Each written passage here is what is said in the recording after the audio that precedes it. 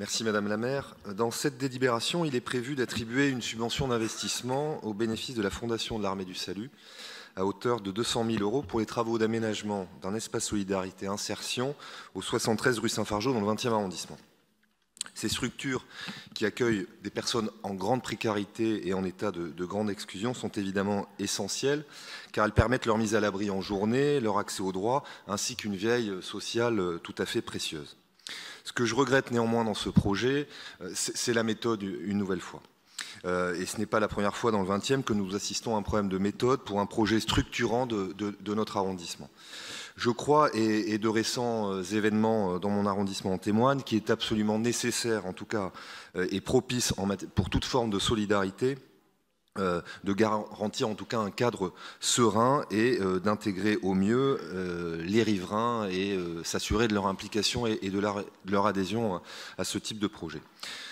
Pardonnez-moi de revenir une nouvelle fois ce matin sur un souvenir douloureux qui a été l'opposition au projet de salle de shoot de la rue Pelleport, mais en tout cas, ça a été une illustration flagrante. Et les habitants du 20e arrondissement ont montré qu'ils attendaient une plus grande considération de la part de l'exécutif municipal.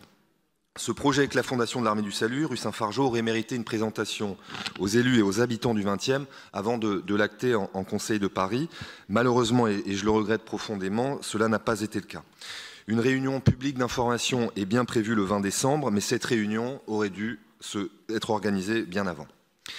Je tiens néanmoins à remercier Antoine Alibert, adjoint au maire du 20e, en charge de ce projet et qui est très attaché évidemment à sa mise en œuvre pour les éléments qu'il a bien voulu me communiquer et puis les discussions franches que nous avons pu avoir ensemble ces derniers jours. Je dois également m'entretenir prochainement avec l'Armée du Salut.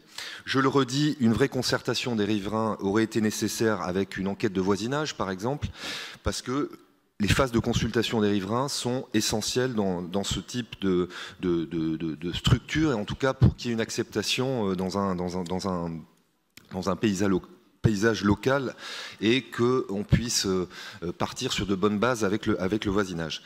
Je le répète, les expériences passées dans le 20e, comme ailleurs dans Paris, de mise en place de nouvelles structures, notamment à caractère social et à destination de publics fragiles, sans consultation préalable des riverains, ont souvent conduit à des tensions et n'ont pas permis leur mise en place dans un cadre serein.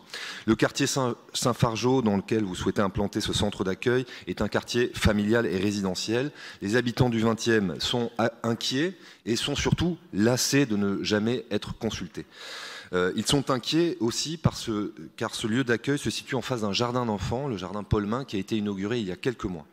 Encore une fois, on confond dans ce type de projet concertation et information, et je le regrette profondément. Donc c'est pourquoi, compte tenu des délais très courts qui ont été annoncés avec une ouverture prévue à la mi-2022, j'ai déposé ce vœu rattaché que je voterai, en tout cas que vous voterez, je l'espère vivement, dans l'intérêt du 20e et de ses habitants. Ce vœu demande que soit organisée une consultation des riverains sur ce projet d'installation de centre d'accueil au 73 rue Saint-Fargeau, que ce projet ne puisse être réalisé qu'en concertation avec les riverains, que soit présenté un plan de sécurisation des lieux, que soit garanti l'accès au jardin Paulmin aux familles et aux enfants dans un cadre sécurisé, et enfin que soient précisées toutes les modalités d'organisation et de prise en charge au sein de cette structure.